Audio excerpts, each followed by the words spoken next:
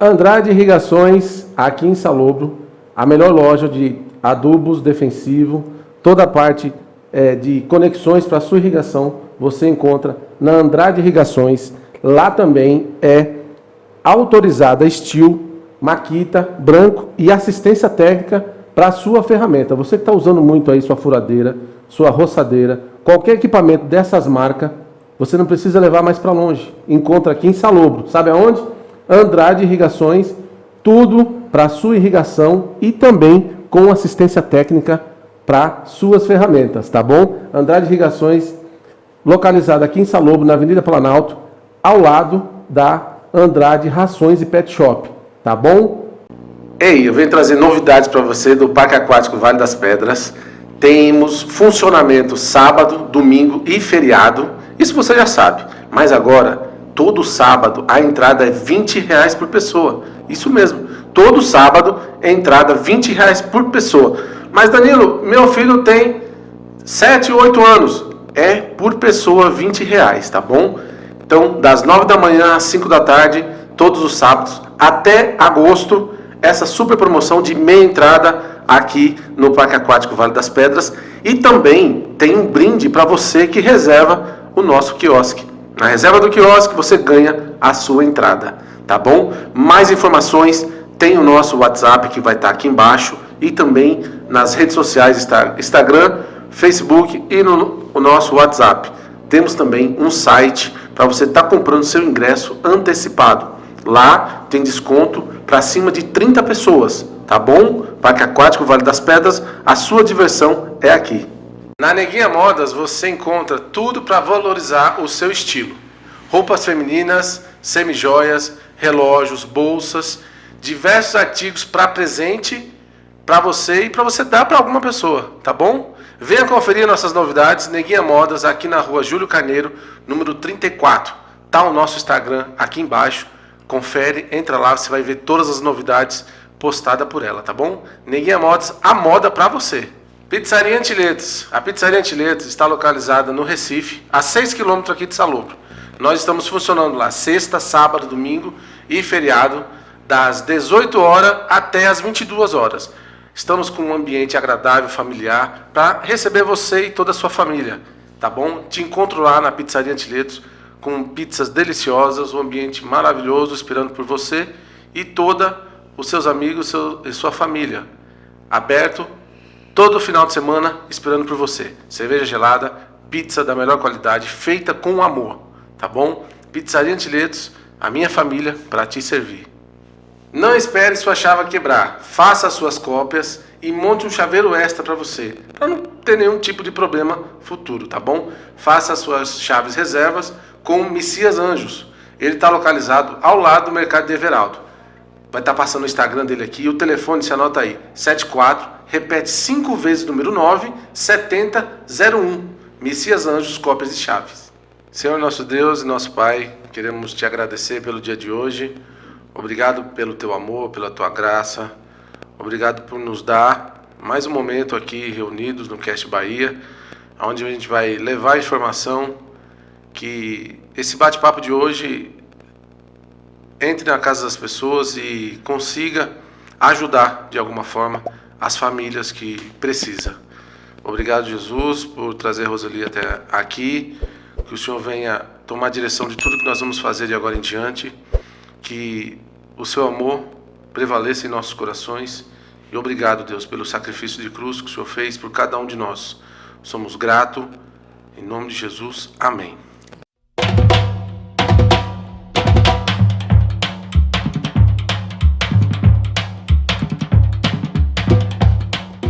Olá, seja muito bem-vindo você ao Cast Bahia, o podcast mais livre da Bahia.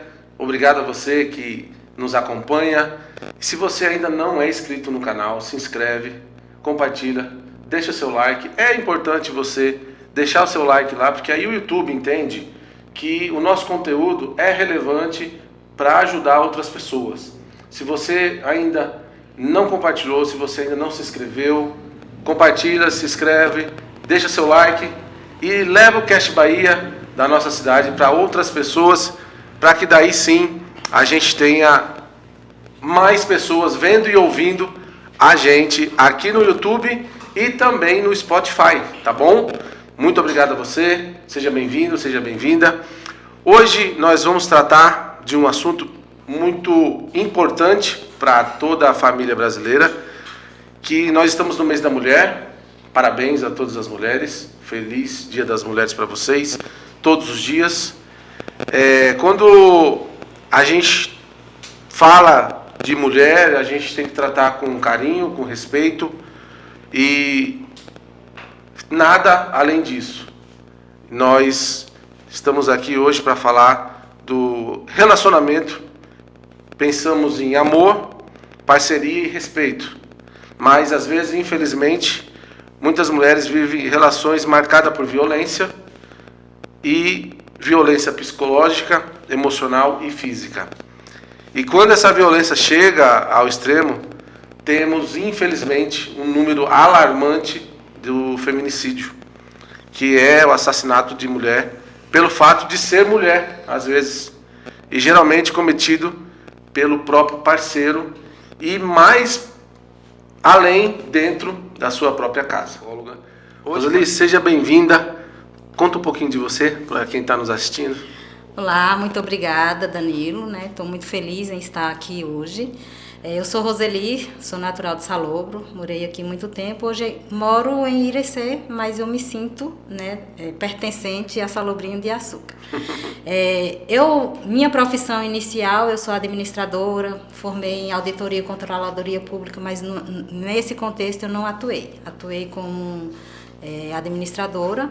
Hoje eu sou psicóloga e a minha decisão em ser psicóloga foi algo que a princípio era para uma realização pessoal. Eu tinha muito interesse em ser psicóloga e assim, como eu já utilizava da psicologia para atendimento pessoal, quando eu me vi ali, eu vi que não era algo para ficar só para mim, Então, assim, você ter esse lugar de escuta, de acolhimento, é algo que me faz vibrar. Então, eu estou muito feliz em estar aqui e poder partilhar um pouquinho dessa jornada, que ela é recente, mas faz muito sentido para mim.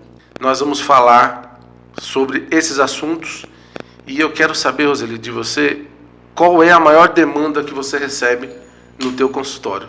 Então, assim, dentro do consultório, o que mais aparece mesmo como demanda são sobre relacionamentos. Muitas pessoas vão buscar ajuda pelo sofrimento e também pelo término do relacionamento. Quando eu recebi o convite, eu achei muito relevante trazer a proposta de relacionamento e, quando se tratou do mês da mulher, falar também sobre os relacionamentos disfuncionais. Porque, assim, o que a gente espera do relacionamento é algo que seja duradouro para a vida toda, Algo que tenha cumplicidade, empatia, respeito. E, na maioria das vezes, isso não acontece. Então, assim, aquele encantamento inicial, às vezes, fica ali por pouco tempo. E aí onde, às vezes, a disfuncionalidade aparece e demanda sofrimento, muito, em sua grande maioria, nas mulheres.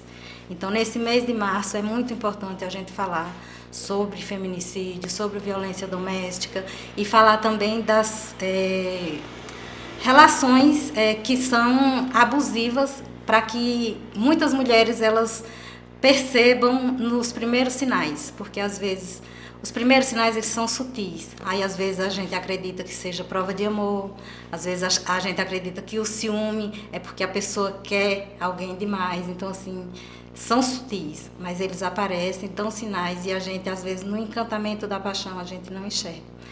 Então, no consultório aparece muito pessoas já na fase terminal ou no pós-término de relações. E uma coisa assim que poderia ser evitado, às vezes, muitas vezes, que tem términos de relacionamento que não é por forma abusiva, que é a falta de comunicação. O diálogo ele é também uma forma que a gente espera que todo relacionamento tenha.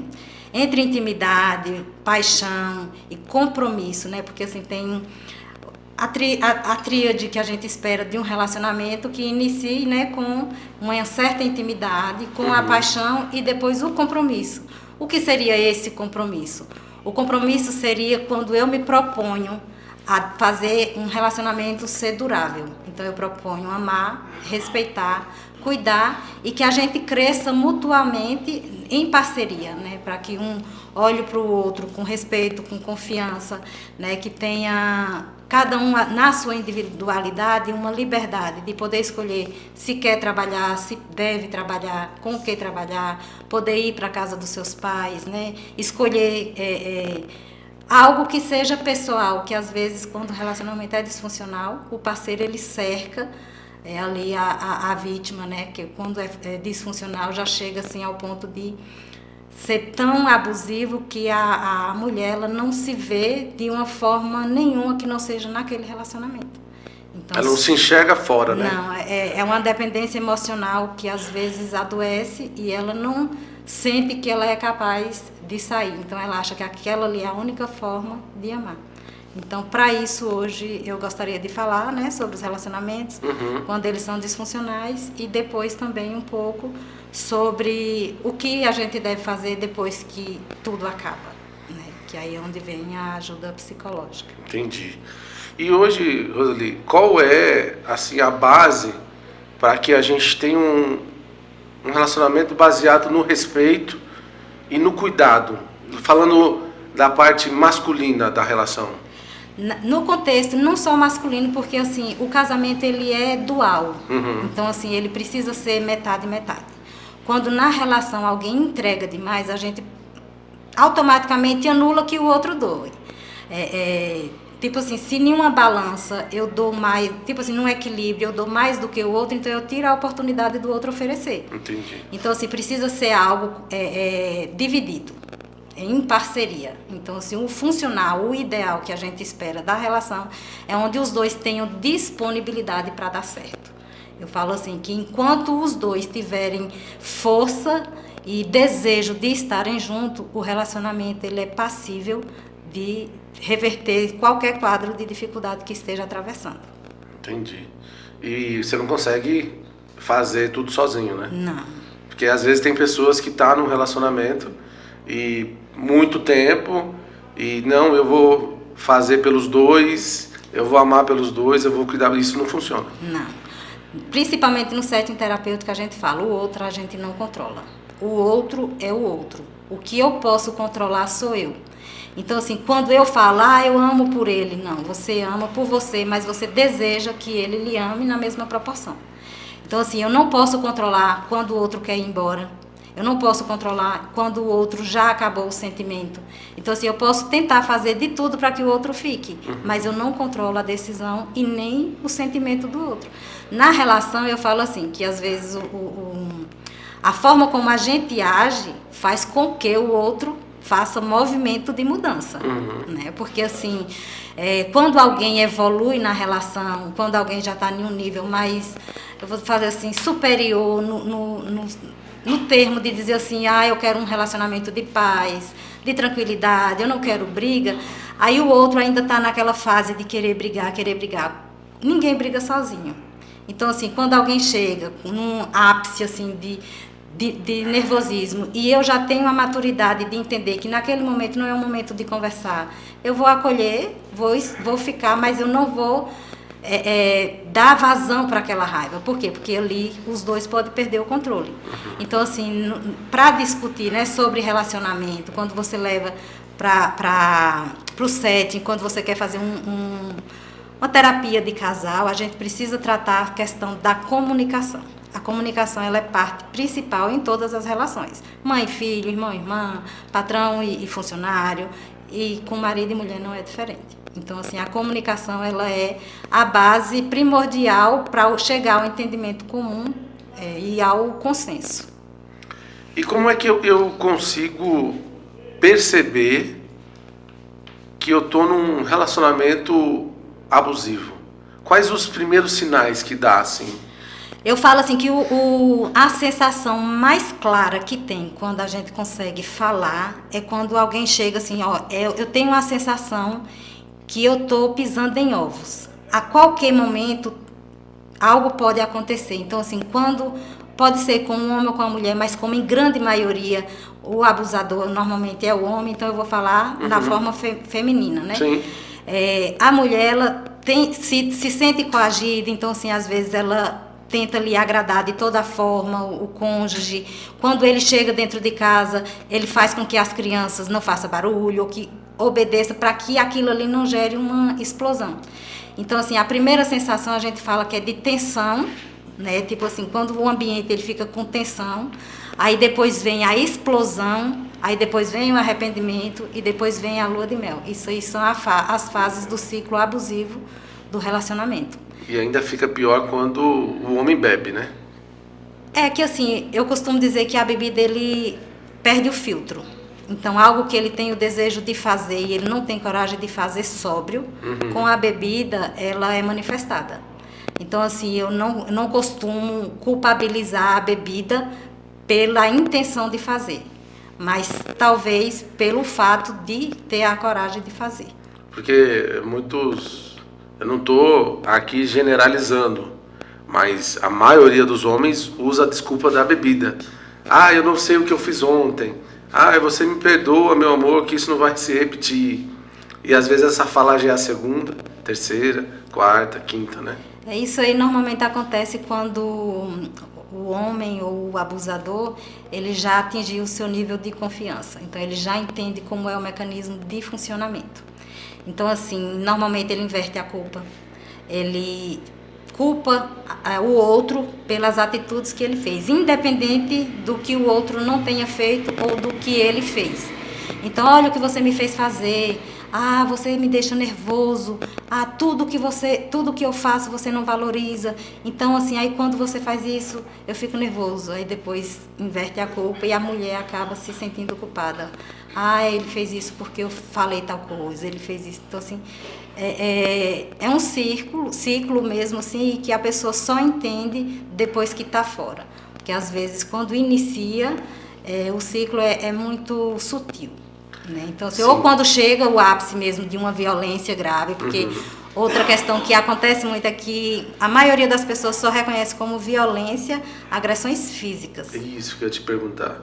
Porque às vezes a gente pensa assim, chegou de fatos, não, mas ele ainda não me bateu, não fez, mas tem outros tipos de abuso, né? Tem, principalmente quando ciúma demais, quando desconfia demais, quando tem a violência moral e psicológica, eles utilizam isso como um amor. Ah, é porque eu te amo. Ah, eu tenho ciúme de você, então você não pode fazer isso. Ele coloca isso como um cuidado. E aí, assim, inicialmente, para contextualizar, por exemplo, eu me casei, e aí, assim, essa pessoa ela não vai se mostrar. Então, ela vai mostrar uma pessoa perfeita, então ela vai estudar todas as minhas fragilidades, vai identificar o que eu gosto, o que eu não gosto, para que ele consiga se cercar, né, de todas, me prender de todas as formas. Então, ele cerca aquele contexto e aí ele vai oferecendo tudo o que eu gosto de receber.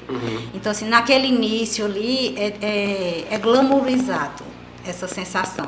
Entendi. Então, assim, do meio para o fim, ele começa afastando você da família, afasta você de suas amizades, afasta você de fazer aquilo que você gosta. Se alguém trabalha e tem independência financeira, às vezes o homem vê isso como uma ameaça e fala, você não precisa trabalhar, eu trabalho por você, eu banco você. Aí tira, por quê? Porque quanto menos autonomia ela tem, mais difícil dela sair do relacionamento. Sim, verdade. E também... o homem, ele se coloca muitas vezes para a mulher como um príncipe encantado. E tem umas etapas que precisam ser cumpridas. O namoro, que é onde você conhece a pessoa. Tem pessoas que às vezes conheceu uma hoje, já está dentro da casa amanhã e depois já está casada. Não tem aquele período de conhecimento, né? Com a intensidade, né? Tem uma teoria de Sternberg, eu gosto de utilizar ela, né? Que ele fala da teoria triangular, eu até citei ela no início, onde ele fala assim que são 3 estágios, né? Que assim inicia pela intimidade. E essa intimidade, ela vem através de um tempo de conhecimento, de trocas. Depois da intimidade, quando você começa a conhecer, aí vem aquele desejo, aquela paixão, né? E essa paixão, ela normalmente ela não dura, ela não é tão intensa. Depois da paixão, o que fica, a gente fala que é o amor, mas para Sternberg seria o compromisso. O que seria o compromisso? Quando eu assumo o compromisso de que você vai ser a pessoa para mim, para seguir comigo adiante, né, para o resto da vida.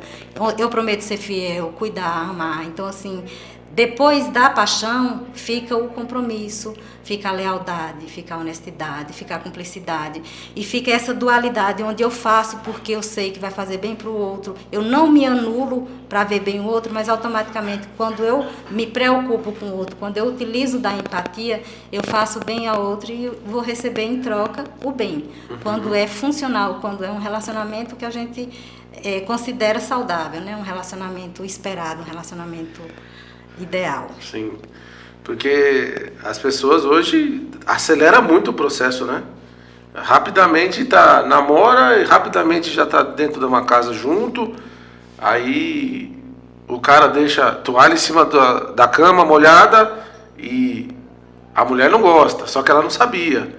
E agora tem essa convivência dentro de uma casa. O cara, pra ela, chegava todo bonitinho ali na sexta-feira. E agora não, o cara anda de qualquer jeito dentro de casa. E ela, poxa vida, mas não era assim que eu conheci ele. Então tem que ter um tempo, né? A intensidade, como as coisas iniciam, tipo assim, já está descrito, já tem um bom tempo por Bauman, né? Tempos líquidos, que ele fala que os relacionamentos hoje eles não foram feitos para durar. Então, assim, essa modernidade líquida, ela traz essa volatilidade, que seria algo supérfluo, descartável. Então, assim, da mesma forma como alguém inicia com uma intensidade, ela também termina com a intensidade.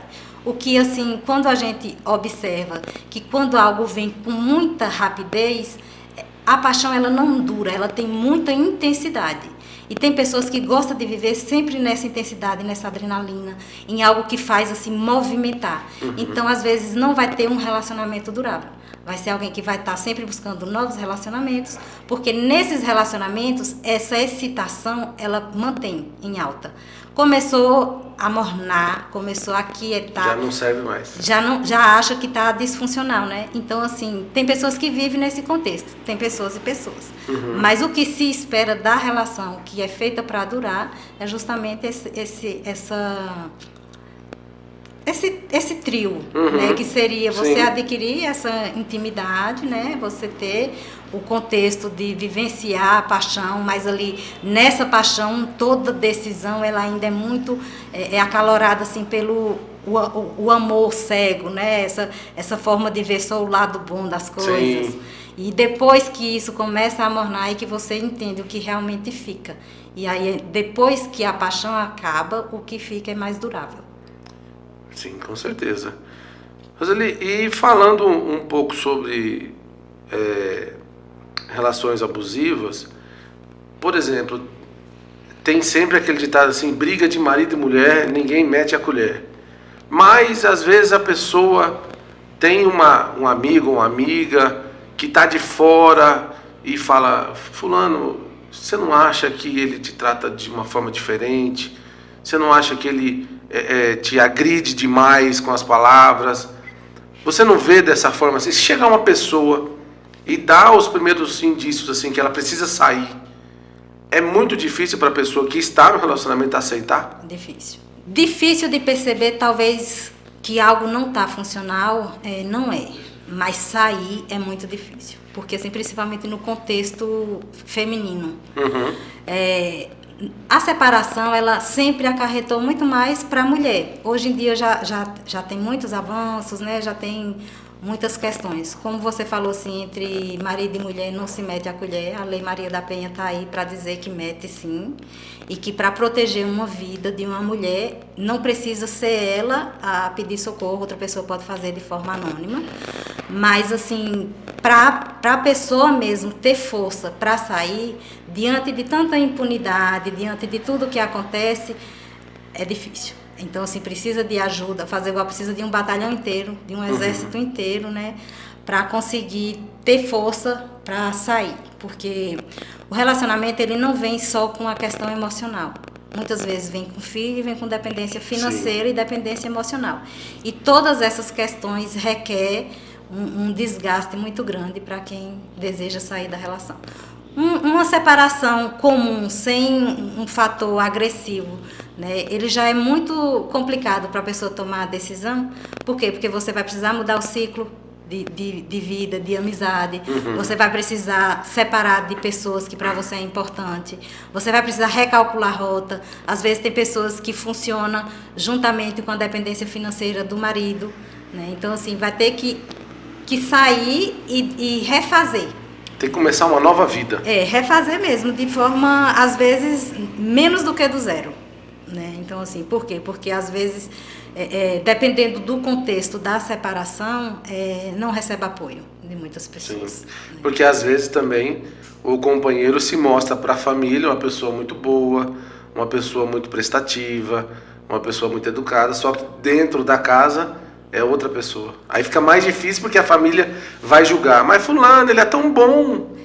Normalmente, assim, quando tem o perfil de personalidade, né? Onde a pessoa tem o ego elevado, inflado, ele utiliza de máscaras mesmo, diante da sociedade. E, às vezes, o relacionamento é só ali um coadjuvante onde ampara essa imagem de boa pessoa. Sim. Então, diante da sociedade, é aquela pessoa que posa, né, de bom pai, bom marido, tem a esposa perfeita, né, que é ali como uma esposa para amparar, né, e dar esse suporte.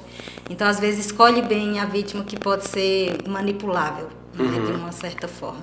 E eu estou olhando os dados aqui, gente, dados mais recentes. Em 2025, estudos indicaram 6.904 vítimas de feminicídio entre tentativas e mortes, né?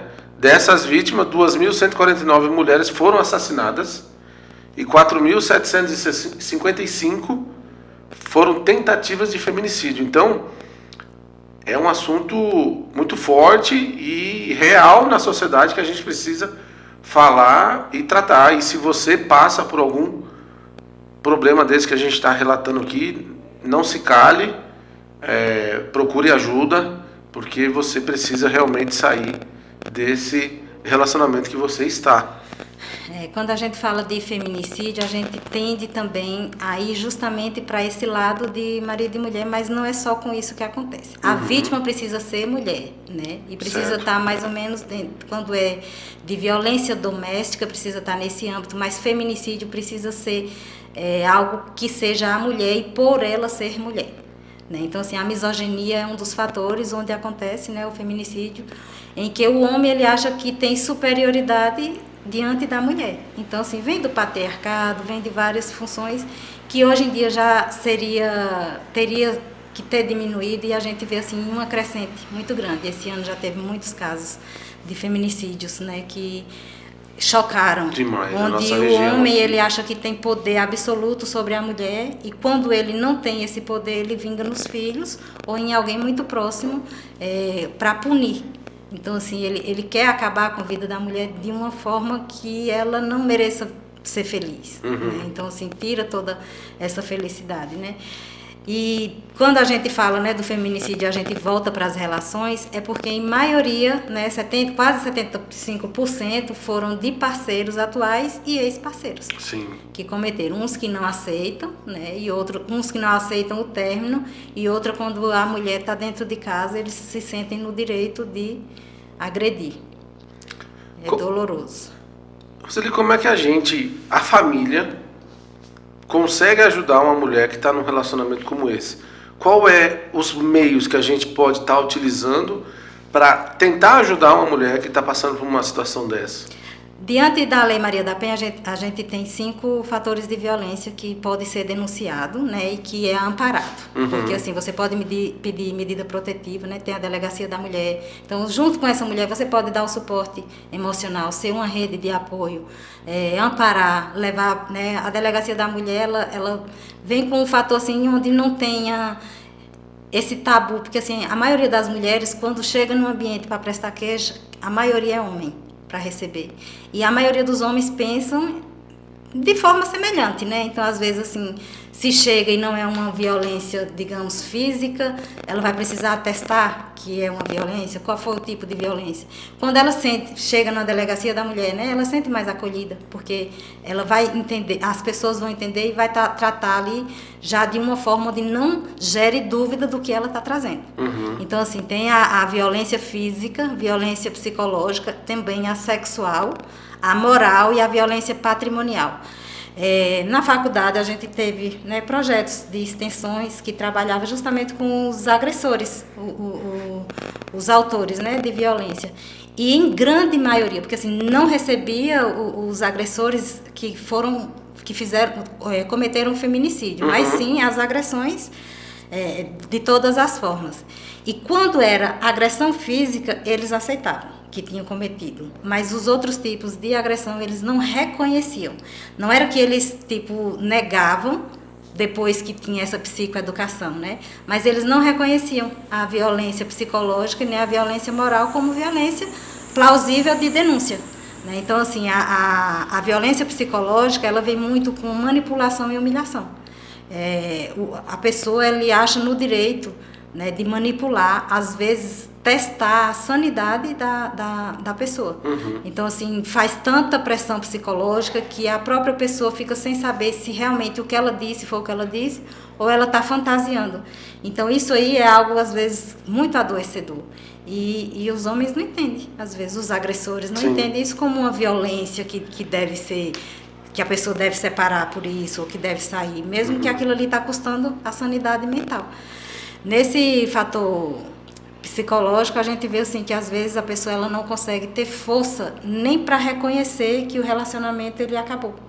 Ela acha que o problema está nela, que ela não consegue fazer o que precisa ser feito. Então, gera um sofrimento absurdo. E na questão moral, às vezes acontece muito mais depois do término. Que aí a pessoa quer expor, quer difamar a índole da ex-companheira, né? Então, assim, tem vários fatores. Não é só a agressão física, o choque corporal, né? E o companheiro da pessoa, ele quer inverter o papel agora, falou que a culpa é da mulher e não dele, né? Por toda essa situação.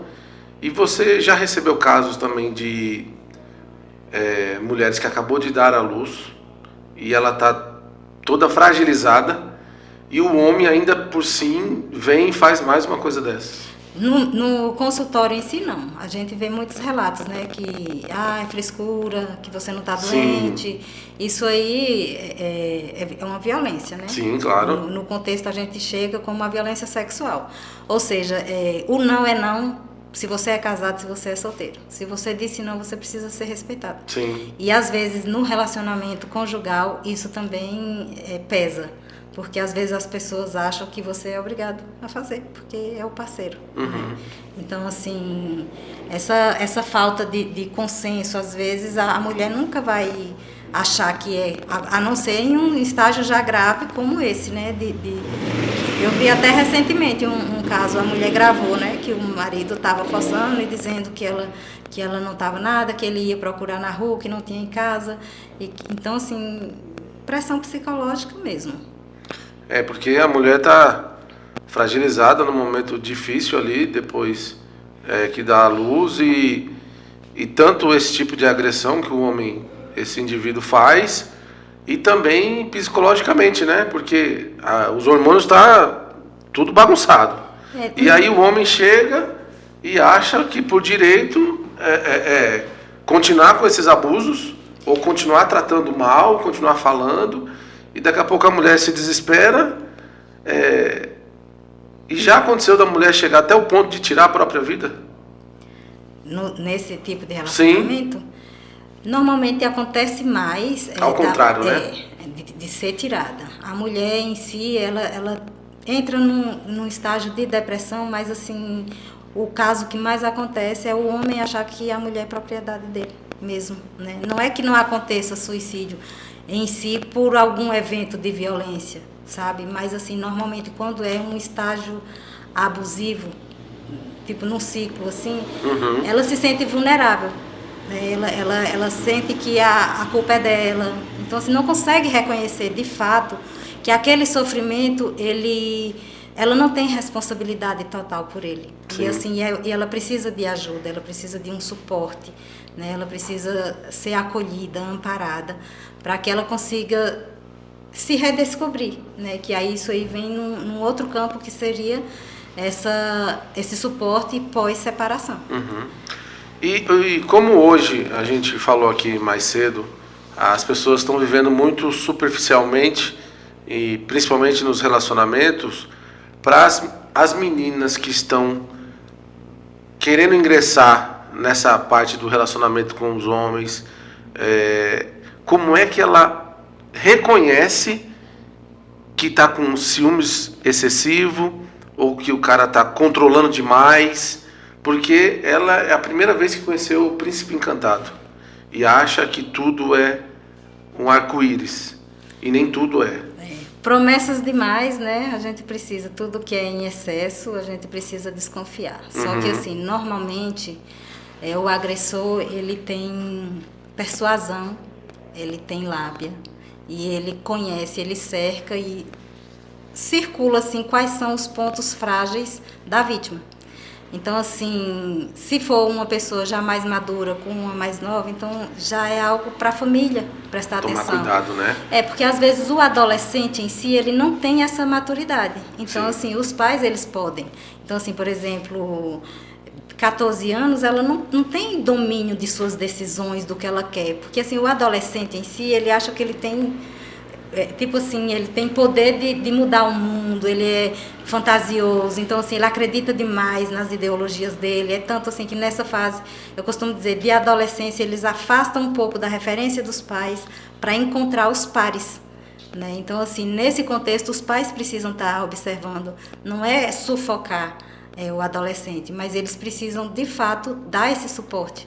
Então assim, tá relacionando com alguém, está encantado demais, a pessoa está entregando demais, os pais tomar cuidado, né? Observam, né, avaliam, veja se a pessoa, como é o histórico da pessoa, né, se tem boa índole, porque não mostra, os sinais eles são sutis no início, então assim, é mesmo um mar de rosa, e o adolescente ele não tem maturidade para reconhecer. Onde entra a comunicação com os pais, né? E toda a confiança, né? Onde entra a relação de confiança entre pai e filho, e também a preocupação, porque às vezes tem famílias, né, que depois que o filho começa a namorar, acha que já tem autonomia e que pode tomar conta de tudo. Aí às onde vezes não, tem um perigo, né? às vezes não está amparado para isso. E também tem que ter vir um relacionamento desde pequeno, né? Para você ter essa conversa confortável com os filhos e vice-versa, né? Que hoje também falta muito isso, né? Essa conversa entre pais e filhos sobre sexo, sobre relacionamento, sobre o mundo, como é que é lá fora, porque está dentro de uma bolha ali e, como você disse, ele quer sair, quer conquistar tudo. E é onde tem que ter desde cedo uma conversa sadia, né? Eu falo que é a confiança mesmo. Bowlby até fala assim da teoria do apego. Então, assim, quando você tem uma boa relação com a criança enquanto ela é pequena e ela sente confortável para ela saber que tudo ela pode contar para o pai ou para a mãe, né? Porque, assim, na questão de relação de abuso, de estupro, está dentro da família. Sim, né? Então, assim, infelizmente. Tem muito contexto. Teve relatos tempos atrás aí que em outro estado que a avó estava oferecendo os netos, né? Então assim, é sutil. Então, assim, na teoria do apego, a gente fala assim que a criança, o pai, ele consegue ganhar a confiança do filho desde pequeno. Então, assim, nesse momento da adolescência, o pai já não acrescenta tanto de tipo de confiança, né? Assim, porque assim, na primeira infância é onde ela precisa ter o suporte. Porque a criança, para ela ter autoestima, ela precisa ter alguém que reforçou isso quando ela era criança. Para ela ter autoconfiança, ela precisa ter alguém que incentivou a ela ser confiante. Então isso vem desde a primeira infância.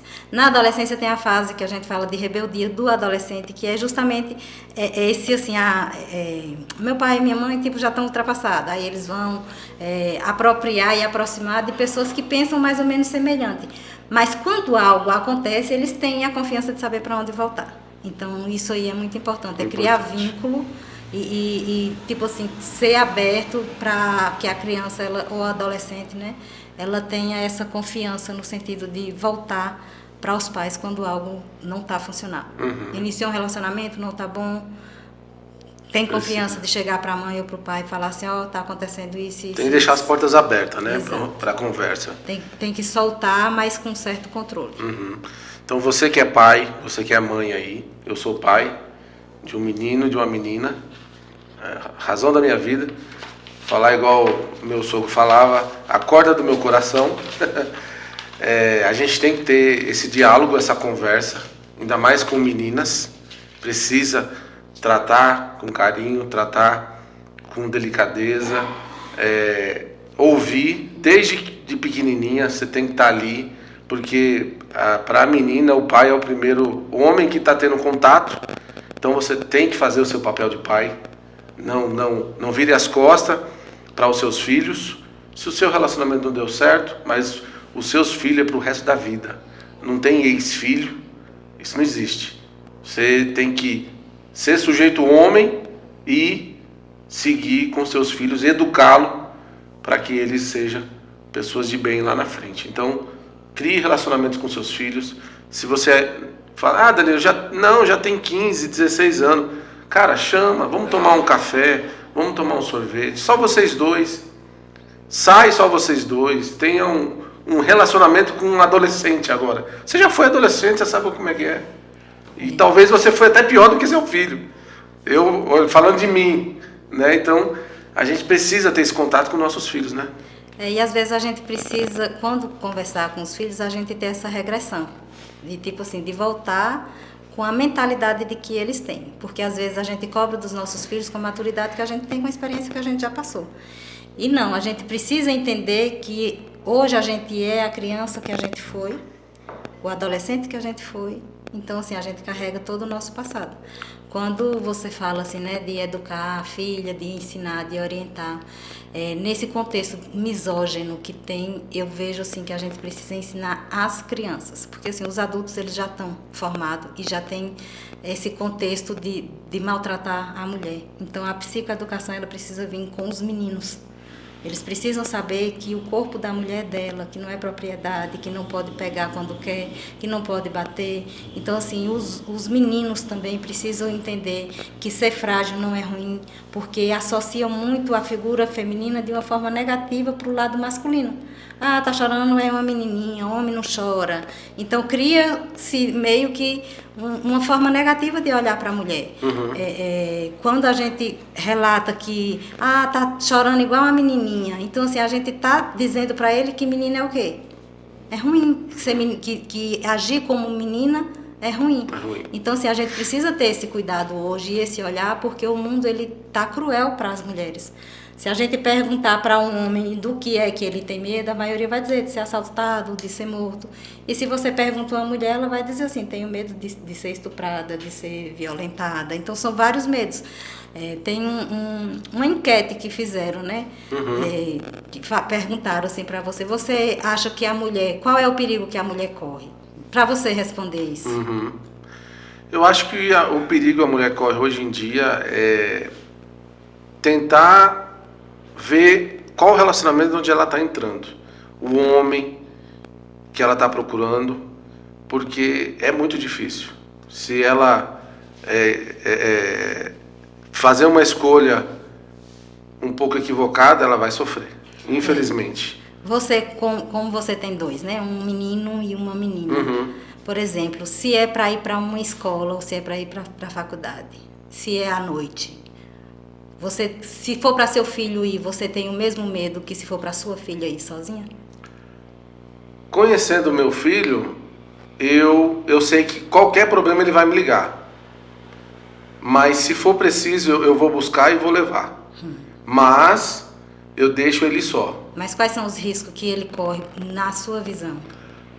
O homem indo assim, talvez igual você disse, às vezes um assalto, um atropelamento, uma pessoa querendo sequestrar, e dessa linha assim, mas de abuso para homem é muito mais difícil. E quando você vê, tipo assim, uma mulher e um homem sozinho, quem fica mais vulnerável? A mulher. Então, assim, na questão da vulnerabilidade, nesse contexto, né, a gente pergunta, pergunta assim, né, quem é que oferece risco?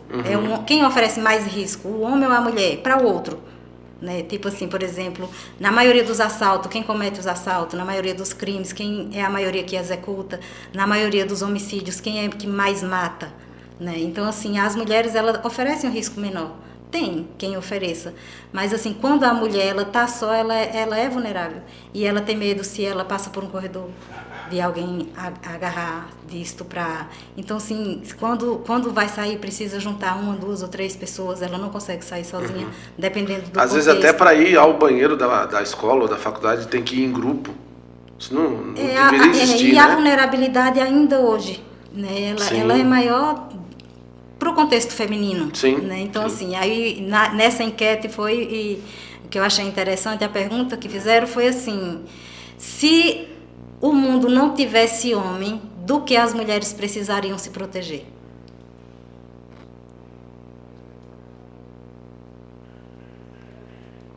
Ficou esse silêncio. Ficou esse silêncio. Se o mundo não existisse homem, do que as mulheres precisariam se proteger? Então, assim, a gente vê a vulnerabilidade nesse contexto.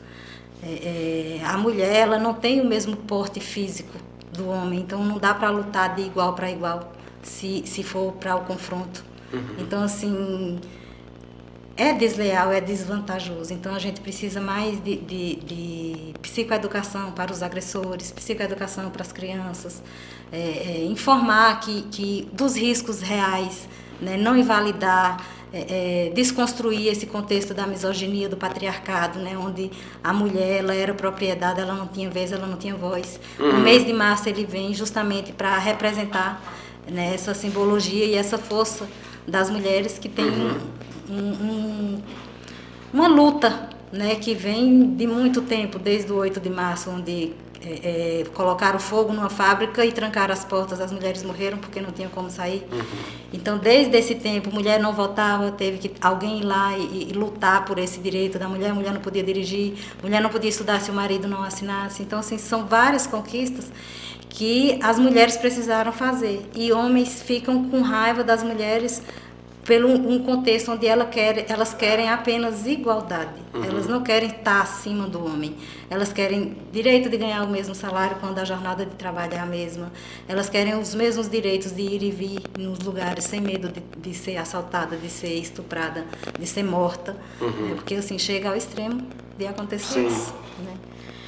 E essa importância de falar do mês da mulher, eu acho que deveria ser mais forte todos os meses, né? Ter mais empenho, talvez, propaganda, palestras em escolas, começando desde cedo, para que é importante no mês de março, mas eu acho que ainda precisa continuar essa caminhada, né? Falta ainda muito.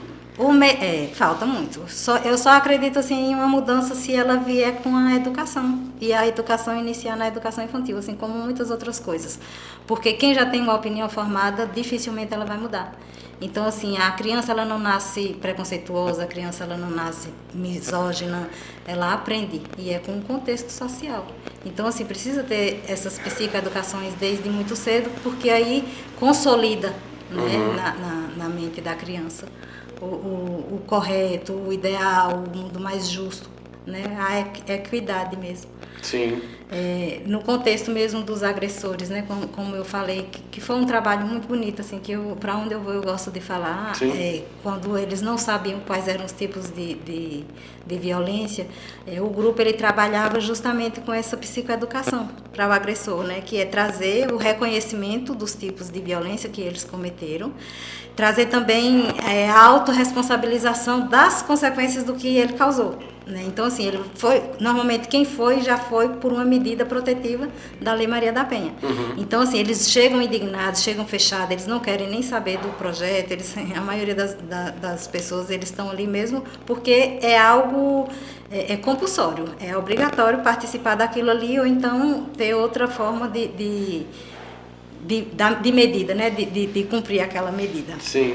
E aí, nesse contexto, a gente vai trabalhar essa autorresponsabilização, a educação emocional, porque às vezes muitos não conseguem controlar as emoções, eles se acham no direito mesmo de fazer e acham que não é nada, né? Não vê gravidade nesse contexto. Então, vem tratar também as questões da comunicação, as formas de comunicação assertiva, né, que é a não violenta, e identificar ali quando tem a comunicação que é agressiva, aí a gente faz meio que um roleplay, assim, de como seria ideal, aí a gente apresenta, né, as duas formas de comunicação para ver qual é a mais assertiva, qual é a que gera menos impacto. E também mudança nas crenças, né, a gente tenta trabalhar esse contexto, só que quem tem uma opinião formada, muito difícil, vai mudar. Mas pelo menos vai observar por um outro olhar. Vai ter uma outra visão. E Roseli, me fala sobre também, na sociedade, a gente falou que precisa partir a partir das crianças, nas escolas e tal. E hoje, para a gente tentar diminuir esses números alarmantes que a gente tem hoje, aqui na nossa região mesmo, o que você acha que deveria colocar em prática já agora, para os que já estão agora, para ver se diminui? Eu acho que o fator mais importante é a denúncia e a efetivação da denúncia, porque às vezes as mulheres elas não denunciam porque elas têm medo da lei, da lei não ser efetiva, porque medida protetiva não impede que ele chegue e execute, né? Então, assim, o medo da impunidade, é um medo. Então, assim, quando as mulheres elas têm medo, assim, se eu for e eu der queixa, ele vai ficar com mais raiva, aí é que vai fazer, porque... E se eu for lá e não for resolvido? É isso, né, que acontece. Muitos têm a medida protetiva, alguns acontecimentos, né, que foram assim, foi para assinar o divórcio e quando ia assinar o divórcio executou, né? Então, assim, tem vários fatores onde a lei ela vem para proteger e ela ajuda muito. Mas para ela ser efetiva, precisa ter a denúncia e para ela ser funcional, né, precisa estar num lugar onde tenha a delegacia da mulher, onde tenha esse suporte. Toda essa estrutura, né? Porque em muitos lugares não tem. Então, daqui a mulher fazer essa denúncia e tudo, e aí chegar até a medida protetiva, digamos assim, pode já ser tarde. Porque aí, às vezes, o cara fica sabendo, ela me denunciou. E se eu for preso, vai acontecer isso e isso comigo. Então, eu vou finalizar aqui e eu fujo e pronto. Hoje mesmo eu vi uma reportagem de um pai que ligou para a mulher, que a mulher tinha terminado, né? E aí ele foi e pegou a filha. E aí ele mandando o áudio para a ex-esposa que estava com a filha no carro e que ia fazer com a filha, né? Aí ela já enviou o áudio para a polícia já foi encontrar. Quando chegou lá, o carro estava capotado, com os dois dentro e a criancinha toda com cheiro de gasolina. Eu não vou saber onde foi que eu vi essa reportagem. Mas a polícia foi efetiva, então evitou. Por quê? Porque a mulher denunciou. Então, assim, poucas têm essa ação, né? E às vezes poucos também avisam, né? Sim. Não tem sinais, né? Às vezes é muito sutil. Não, sutil não é. Às vezes eles não avisam mesmo, assim, tipo, o que é que estão fato, planejando. Que vai fazer. Eles articulam, né, para depois inverter e colocar a culpa na outra pessoa. É algo assim, manipulador mesmo. Bem algo difícil, né? Não é algo sutil, não. É algo ruim. É bem difícil porque eu não consigo nem imaginar uma mulher passando por essa situação e se ver sozinha dentro de 4 paredes sem ter para quem recorrer. Por mais que tenha toda a estrutura policial, a lei, que consegue ajudá-la, mas ela se vê sozinha, né? Quando chega no consultório, e aí já é um ponto assim, quando alguém já olhou, né, por essa pessoa, para ela chegar a pedir esse tipo de ajuda, eu costumo falar, né, quando chega, assim, eu gosto de ter uma escuta acolhedora. Eu falo assim que antes de tudo a gente precisa entender e acolher o sofrimento.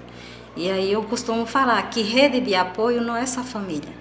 Rede de apoio, ela pode ser amigos e ela pode ser uma rede de apoio paga, que seria também com psicólogo, mas tem defensoria pública, tem CREAS, tem CRAS, onde oferece o suporte psicológico, né? Tem encontros assim que o CREAS e o CRAS eles promovem assim, de reuniões de psicoeducação, de orientação. Então assim, tem uma rede, né, no município que, se você procurar, você consegue perceber que você não está só. Porque quando encontra assim, muitas mulheres nesse mesmo contexto, é como se você dissesse: eu não estou sozinha. Tem a força, né?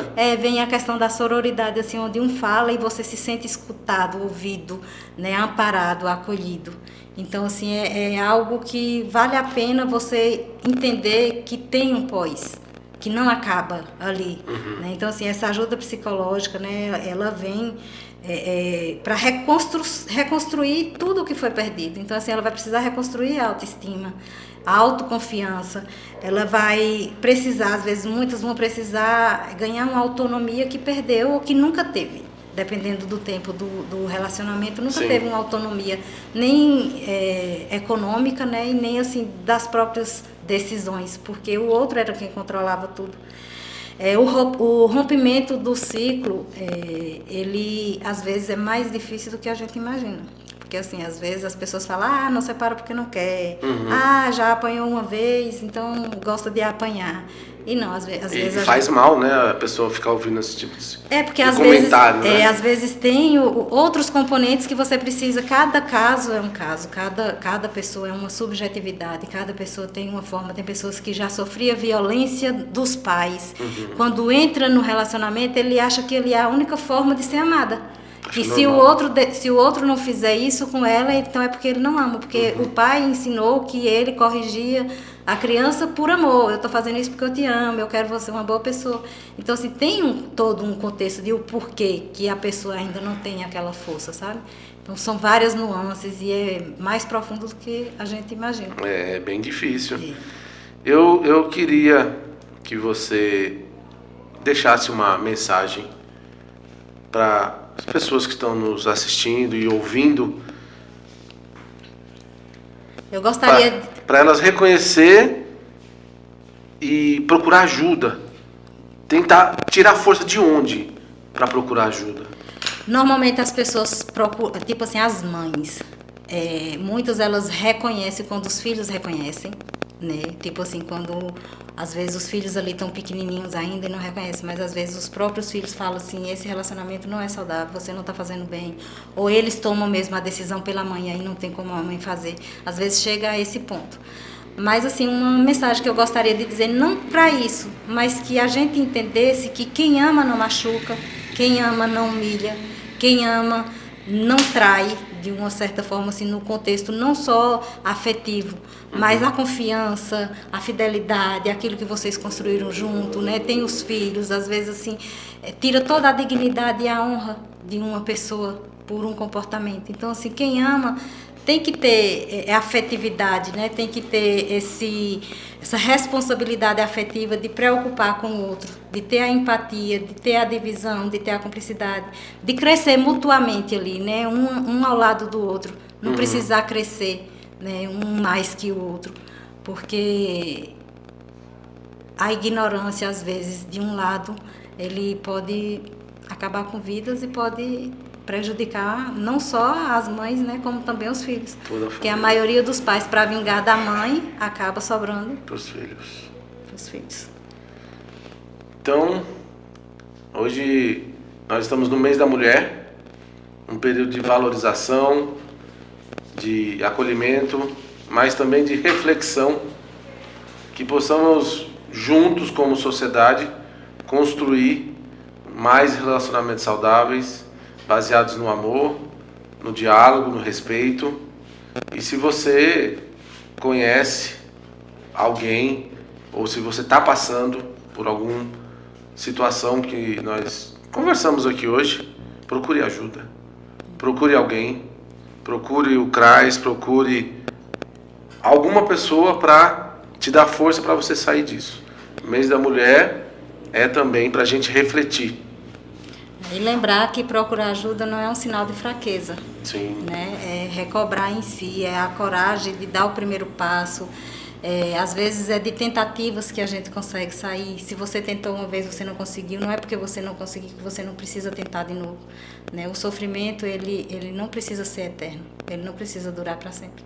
Então, assim, busque ajuda psicológica. Se você não tem, às vezes, muitas questões que impedem, é justamente essa questão financeira, porque às vezes a pessoa está tão ali alienada na dependência emocional, afetiva e financeira, que não tem como buscar, mas tem a Delegacia da Mulher e eles vão direcionar ali no 190, quando o risco for mesmo, né, assim, de violência. Sim. Você pode discar o 180 e ligar, pode ser de forma anônima, se for outra pessoa e não for a própria pessoa. A Defensoria Pública também, né, você pode procurar. Tem vários canais hoje que podem ajudar, anonimamente. Né? Então, anonimamente, mas é na denúncia. Sim. Mas assim, na busca pela ajuda, a própria pessoa, ela chega na Delegacia da Mulher, ela presta queixa, e para ela levar adiante da queixa, né, do que está, porque aí é que vai dar a efetividade do processo e da proteção. Muito bom. Hoje nós falamos com Roseli Alves Amaral Sobrinho, psicóloga. Você atende aqui também em Salobro, não atende, Roseli? Sim, atendo no Núcleo Revitar, né, de Pâmela, às segundas-feiras, né. Às quartas-feiras, presencial também lá em Irecê, no Centro Médico Minaura. E online tem horários mais flexíveis, mas os dias é terça e quinta. Pronto. Vai estar o Instagram dela aqui depois. E você querendo marcar uma consulta com ela online, você pode entrar em contato com ela ou mandar mensagem pra gente lá no Cast Bahia, no Instagram, que a gente repassa para você, tá bom?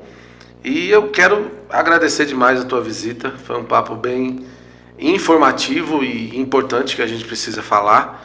Agradecer pelo seu tempo, muito obrigado por ter vindo aqui e estamos de portas abertas para receber novamente.